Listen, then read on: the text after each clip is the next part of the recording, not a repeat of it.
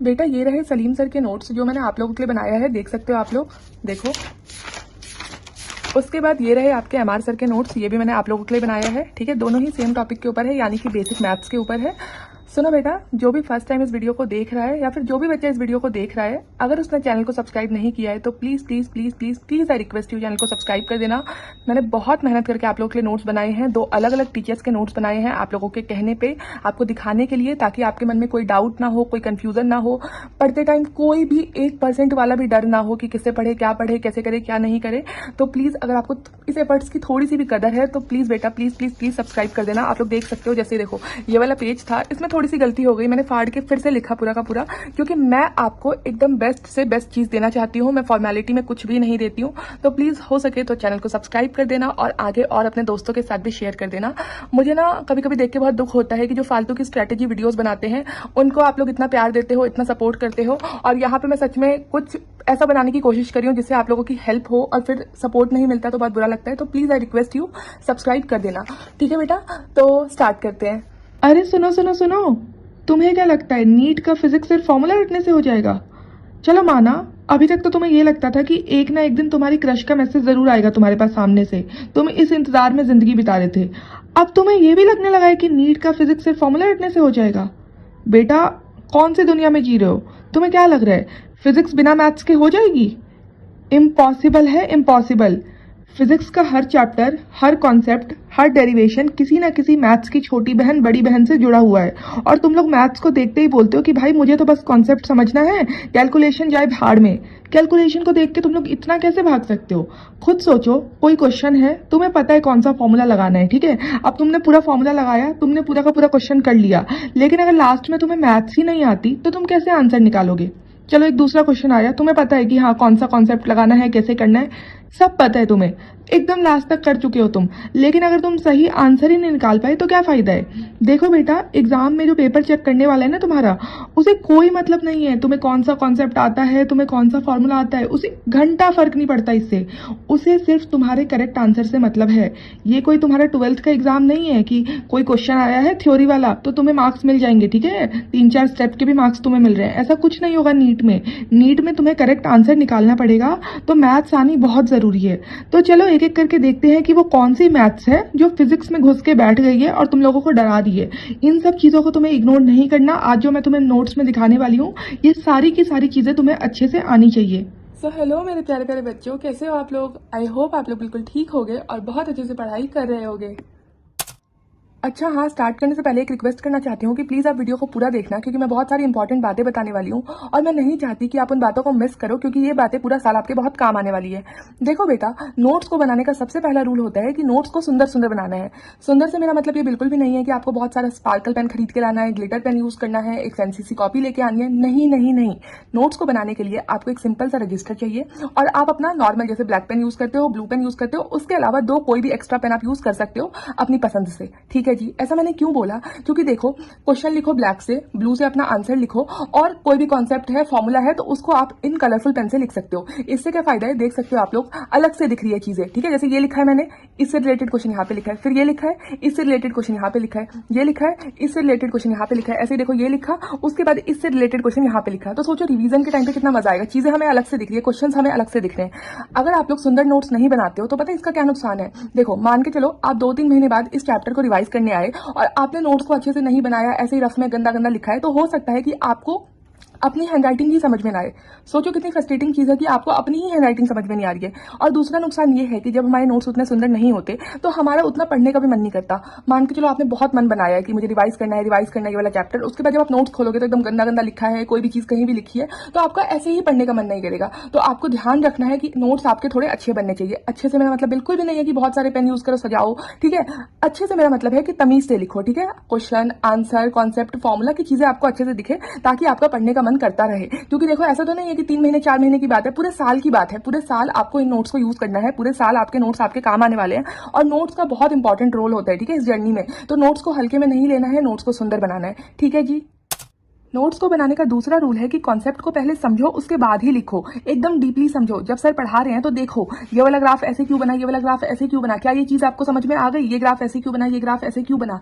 जब तक आपको समझ में नहीं आए तब तक लिखने का कोई फायदा नहीं है। लिखते लिखते सिर्फ आप अपना पेन, पेपर, एनर्जी और टाइम वेस्ट करे हो तो लिखने का कोई मतलब नहीं है। जब तक आपको समझ में नहीं आएगा तब तक आपको नहीं लिखना है। अगर ये वाली चीज आपको समझ में नहीं आया, ये वाला ग्राफ आपको समझ में नहीं आया, तो तब तक के लिए यहाँ पे स्पेस छोड़ दो। पहले समझो, जितनी बार में समझ में आता है उतनी बार में समझो, उसके बाद ही इसको यहाँ पे आपको लिखना है। अब थर्ड रूल सुनो। हमेशा मैंने बोला है कि फिजिक्स में आपको फॉर्मूला शीट बनाना है, और सिर्फ मैंने ही नहीं, आपने अभी तक जितनी भी यूट्यूब वीडियोस देखी होगी उन सब ने आपको बोला होगा कि फिजिक्स में आपको ऐसे करके फॉर्मूला शीट बनाना होता है। जी हाँ, आपको बनाना है, ये बहुत बहुत बहुत इंपॉर्टेंट है, लेकिन ये बाद का काम है। खुद सोचो, अभी सिर्फ 3 लेक्चर हुए हैं तो आप कैसे फॉर्मूला शीट बना लोगे। तो ये एकदम आखिरी का काम होता है, इसे अभी भूल जाओ। अभी आपको क्या करना है, ऐसे जब आपके नोट्स बन रहे होंगे ना, तो आपको हर जगह ऐसे करके फॉर्मूला बॉक्सेस बनाने हैं। देख सकते हो आप लोग, ठीक है, ऐसे करके आपको फॉर्मूला बॉक्सेस बनाने हैं। देखो, इससे क्या होगा कि रिवीजन के टाइम पे आपको बहुत हेल्प मिलेगी। तो फॉर्मूला बॉक्स बनाना बहुत बहुत बहुत इंपॉर्टेंट है। फिर फोर्थ रूल ये है कि शॉर्ट और क्रिस्प लैंग्वेज का यूज करो। ठीक है, ये कोई स्टोरी बुक नहीं है कि आप बिल्कुल कहानी लिखे जा रहे हो, भरे जा रहे हो। ऐसा आपको बिल्कुल भी नहीं करना है। देखो, जैसे कि यहाँ पे क्या लिखा है, क्वाड्रेटिक इक्वेशन। ठीक है, ये चीज हमने लिखी, 2 फॉर्मूला लिखा, बात खत्म हो गया। उसके बाद इससे रिलेटेड एक क्वेश्चन कर दिया। ठीक है जी, ऐसा आपको बिल्कुल नहीं करना कि एकदम ऊपर हेडिंग डाल रहे हो, कथा लिखे जा रहे हो, भरे जा रहे हो। इससे आपका paper, pen, time, energy waste होगी। समझ रहे हो मेरी बात, मैं क्या कहना चाहती हूँ। तो ऐसे करके आपको नहीं लिखना, जितना हो सके शॉर्ट में लिखना है। फिफ्थ रूल ये है कि आपको अपने नोट्स के अंदर प्रीवियस ईयर क्वेश्चंस को अलग से हाईलाइट कर लेना है। इससे क्या होगा कि जब आप नोट्स रिवाइज करने बैठोगे तो आपको प्रीवियस ईयर के क्वेश्चंस अलग से दिख जाएंगे, और आप सब बच्चों को प्रीवियस ईयर क्वेश्चंस की इंपॉर्टेंस तो बहुत अच्छे से पता ही होगी। सिक्स्थ रूल ये है कि जब आप नोट्स बना रहे हो तो मान के चलो अब सर ने ये वाला ग्राफ कराया, इस ग्राफ के पीछे का कुछ लॉजिक बताया, तो आपको ये तो बिल्कुल भी नहीं सोचना कि ये चीज मुझे याद रहेगी। क्योंकि खुद सोचो बेटा, फिजिक्स है, इनऑर्गेनिक है, ऑर्गेनिक है, फिजिकल है, बॉटनी है, जूलॉजी है, इतनी सारी चीजें हैं, इसमें आपको इस ग्राफ का लॉजिक कैसे याद रहेगा। तो अगर आपको लगता है कि ये आपको लिख लेना चाहिए तो इंग्लिश में, हिंदी में, जिस भी लैंग्वेज में आप कंफर्टेबल हो उस लैंग्वेज में इसको आपको साइड में लिख लेना है बॉक्स बना के। ठीक है जी, तो कुछ इस तरीके से आपको अपने फिजिक्स के नोट्स को बनाना है। अब बात करते हैं इन नोट्स की जो मैंने आप लोगों के लिए बनाया है। ये सलीम सर वाले नोट्स हैं। देखो बेटा, जब मैं इन नोट्स को बना रही थी ना तो मैं बहुत छोटी छोटी हैंडराइटिंग में लिख रही थी, ये सोच के कि कम से कम पेज में आ जाएगा। मैंने 4-5 पेज लिख भी लिए थे। उसके बाद मुझे रियलाइज हुआ कि जब मैं इनकी पिक्चर क्लिक करूंगी, पीडीएफ बनाऊंगी, आप लोगों को भेजूंगी, पता नहीं आपको समझ में आएगा या नहीं आएगा। तो प्लीज एक रिक्वेस्ट है कि एक बार मुझे कंफर्म कर दो कि ये हैंडराइटिंग ठीक है ना, ज्यादा छोटी तो नहीं है। मैं ऐसे ही बनाऊं सेम हैंडराइटिंग में, या फिर इससे बड़ी थोड़ी लिखूं, या फिर इससे थोड़ी छोटी हैंडराइटिंग में लिखूं। जैसे आप बोलोगे वैसे हो जाएगा, कोई इशू नहीं है। आप मुझे एक बार कमेंट में कंफर्म कर दो, ठीक है, कि कैसे मैं बनाऊं। अगर ऐसे ठीक है तो बहुत अच्छी बात है। अगर आपको कुछ चेंजेस चाहिए कि नहीं मैं थोड़ा बड़ा लिखूं, आपको नहीं आ रहा समझ में, तो प्लीज प्लीज प्लीज रिक्वेस्ट है, आप मुझे प्लीज बता देना। अब सुनो, बात करते हैं इन नोट्स की। देखो, मैंने छोड़ा कुछ भी नहीं है, बस बात यह है, मैं आपको दिखाती हूँ। जैसे मान के चलो, यहाँ पे अब ये लिखा है, इससे रिलेटेड मैंने यहाँ पे 4 क्वेश्चन लिखे हैं बस। अब सर ने 10 क्वेश्चन कराए थे, मान के चलो मैंने सिर्फ 4 लिखा है, ये सोच के कि आपको इतने में समझ में आ जाएगा। अगर इससे रिलेटेड कोई और चीज आई, कोई और क्वेश्चन आया तो आप इजिली कर लोगे। तो मैंने इस तरीके से लिखा है कि मैंने क्वेश्चन बहुत ज्यादा कम लिखे हैं। मैं आपको और दिखाती हूँ, रुको। जैसे यहाँ पे आप लोग देख सकते हो, यहाँ पे सर ने और क्वेश्चन कराए थे। जैसे इससे रिलेटेड मैंने सिर्फ एक क्वेश्चन किया, यहाँ पे भी सिर्फ एक क्वेश्चन किया, यहाँ पे भी सिर्फ एक क्वेश्चन किया। रुको, मैं आपको और दिखाती हूँ, एक सेकंड बेटा। अगर मैं ग्राफ की बात करूँ, ये देखो, अगर मैं ग्राफ की बात करूं तो मैंने यहाँ पे सिर्फ 2-3 ग्राफ बनाए हैं, जबकि सर ने बहुत सारे एग्जांपल्स कराए थे। तो ऐसा नहीं है कि मतलब अगर वो अलग तरीके के एग्जांपल होते तो मैं लिखती, सेम तरीके के थे। अब समझ रहे हो मेरी बात, मैं क्या कहना चाहती हूँ। मैं आपको और दिखाती हूँ। जैसे कि डिफरेंशिएशन है, ठीक है, तो मैंने यहाँ पे ज्यादा एग्जांपल नहीं लिखे हैं, ठीक है, क्योंकि मेरे को लगा इतने में आपको समझ में आ जाएगा। अगर आपको ज्यादा एग्जांपल चाहिए तो उसकी भी टेंशन वाली कोई बात नहीं है। रुको, मैं आपको दिखा देती हूँ।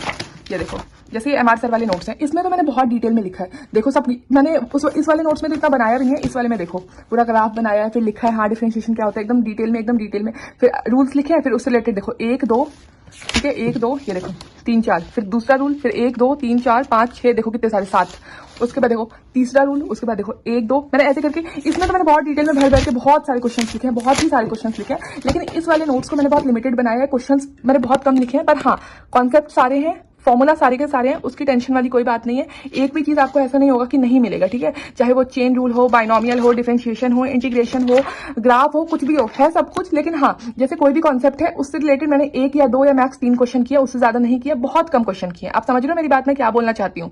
तो मुझे बता दो, अगर आपको ज्यादा क्वेश्चन चाहिए तो अगली बार से मैं उसका ध्यान रखूंगी, ठीक है। अब बात करते हैं एक बहुत बड़ी गलती की जो बच्चे फिजिक्स के अंदर करते हैं। वो ये है कि बच्चे बेसिक मैथ्स को हल्के में लेते हैं, इग्नोर करते हैं कि ये तो हमें आता ही है। अच्छा, बेसिक मैथ्स में क्या होता है, वही sine theta, cos theta, tan theta, इसकी वैल्यू तो हमें पता ही है। और क्या होता है बेसिक मैथ्स में, वही थोड़ी बहुत नॉर्मल सी सिंपल सी बच्चों वाली इक्वेशन, हल्के फुल्के ग्राफ, और क्या होता है वही प्लस माइनस डिवाइड मल्टीप्लाई। बेटा, ये वाली गलती मत करो। हाथ जोड़ के रिक्वेस्ट कर रही हूँ, ये वाली गलती मत करो। 10 दिन, 12 दिन, 15 दिन लगते हैं, कोई बात नहीं, लगाओ, टाइम इन्वेस्ट करो, लेकिन बेसिक मैथ्स करो। बेसिक मैथ्स बहुत इंपॉर्टेंट है, आपको अच्छे से डिटेल में वेक्टर्स, बेसिक मैथ्स ये सब पढ़ने पड़ेंगे। चीजों को समझो, ठीक है, एक एक चीज क्लियर करो। ये प्लस माइनस को हल्के में मत लो, क्योंकि यही प्लस माइनस पेपर में आपका आंसर गलत कर देंगे। समझ रहे हो मेरी बात, मैं क्या कहना चाहती हूँ? बेसिक स्ट्रांग होना बहुत इंपॉर्टेंट है। अगर अभी आपने इस चीज को हल्के में लिया ना कि हो जाएगा, आता है, कर लेंगे, क्या ही है, बच्चों वाली चीजें है प्लस माइनस, तो अभी जब आगे चैप्टर्स पढ़ने वाले हो ना, हर चैप्टर में दिक्कत आएगी। बात मानो, हर चैप्टर में दिक्कत आएगी। इसलिए अगर अभी टाइम इन्वेस्ट कर लोगे बेसिक मैथ्स के ऊपर, वेक्टर्स के ऊपर, तो आगे चल के ना जब चैप्टर्स में क्वेश्चंस आएंगे तो मजा आएगा, चीजें समझ में आएगी। लेकिन अगर अभी ये सब चीजें हल्के में लोगे, नहीं करोगे, तो आगे आपको दिक्कत आनी ही आनी है। तो प्लीज बेटा, प्लीज बेटा, प्लीज बेटा, बेसिक मैथ्स को, वेक्टर्स को, इन सब चीजों को हल्के में मत लो। Maxima, minima, differentiation, integration, graph, हर चीज आपको अच्छे से आनी चाहिए। ये नहीं कि फॉर्मेलिटी में ऊपर पढ़ लिया ये सोच के कि बेसिक मैथ्स में थोड़ी ना पेपर में क्वेश्चन आता है। हाँ, पेपर में उसमें से क्वेश्चन नहीं आएगा, पेपर में तो चैप्टर में से ही क्वेश्चन आएगा, लेकिन चैप्टर में जो क्वेश्चन है उसको सॉल्व करने के लिए आपको बेसिक मैथ्स आनी चाहिए। समझ रहे हो मेरी बात, मैं क्या बोलना चाहती हूँ? चलो ठीक है, तो प्लीज बेटा, मैं रिक्वेस्ट कर रही हूँ, हर बच्चा बेसिक मैथ्स को सीरियसली करेगा।